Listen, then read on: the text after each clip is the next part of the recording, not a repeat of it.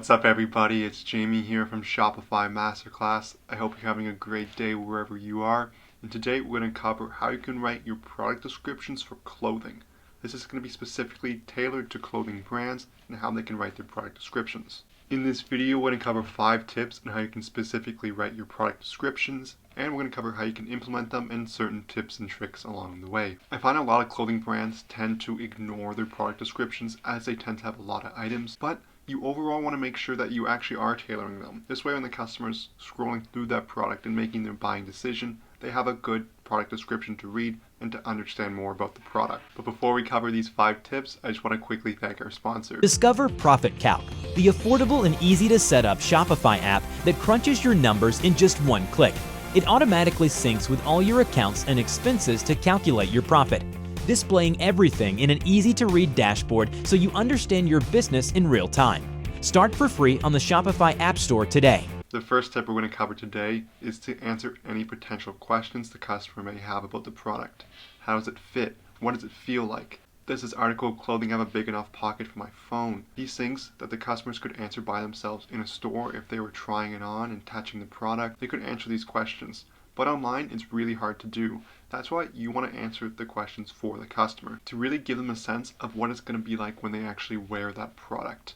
You want to answer these questions in your description, and better yet, you can show it in your photos. Maybe have a size comparison similar to the ones that Amazon shows when it has a book size comparison into a standard size human being, or one with measurements on it, just so the customer gets a good answer to these questions. The second tip we're going to cover here today is to know your audience. It's really important to target an audience when writing your product descriptions. Your voice should express personality to your brand. For example, if you're a suit brand, you might want to avoid keywords such as cute or delicate or anything along those lines. Really focus on tailoring these product descriptions to your brand and to who you're selling that product to. The third tip is to give style advice along with your products. As you can see in this example here, I talk about what you could try this product with. You might want to try it with a fluid skirt and sandals. You want to give the customer an idea of what it's going to be like to wear this item, to style this item, and what they can wear to make this product look better. What would be even better is if they had photos of what the product would look like with these items. This way you get an idea of how you're going to style it and what it's going to look like on you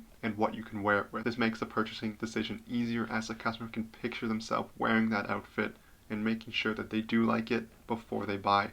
This will also possibly decrease your returns as the customer gets a really good idea if they like it or not before buying it and trying it and then returning it. The fourth tip here is to write for buyers and not bots.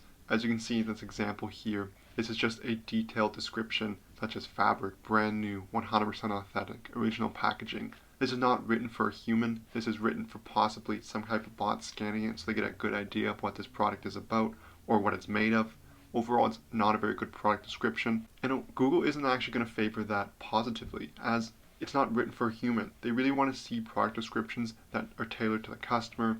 They maybe focus on the benefits and the features and really describe how the product's going to be used and what it feels like, what it looks like, and that's written by a human. It's going to find this much more favorable than something like this. Other examples of writing for a bot is writing a lot of keyword stuffing, where you're trying to include that same keyword over and over again. Google's not going to look at that very favorably, as it's going to look like spam and not a good experience for the customer, so they're going to try not to send traffic towards your pages in that case. The fifth tip we have here today is the low awareness to the high awareness scale. You want to really understand where your product fits on this scale so you can tailor your product descriptions accordingly. On the low end, you might have something like a new type of fabric that's never been seen before. It might have all these unique benefits that you will really want to explain to the customer. You want to give a healthy amount of explanation of what the product is, where it comes from, what it's made out of, and how it can benefit the customer. On the other end of the high awareness, you might have something like a cotton t-shirt, a plain cotton t-shirt where the customer really understands what that product is and the benefits it offers, so you don't have to do a lot of explaining of, let's say, where cotton comes from. You can really just give a brief description of what the product is versus having to go into detail and tell a long story about how the product was created. That concludes the 5 tips on writing product descriptions for clothing.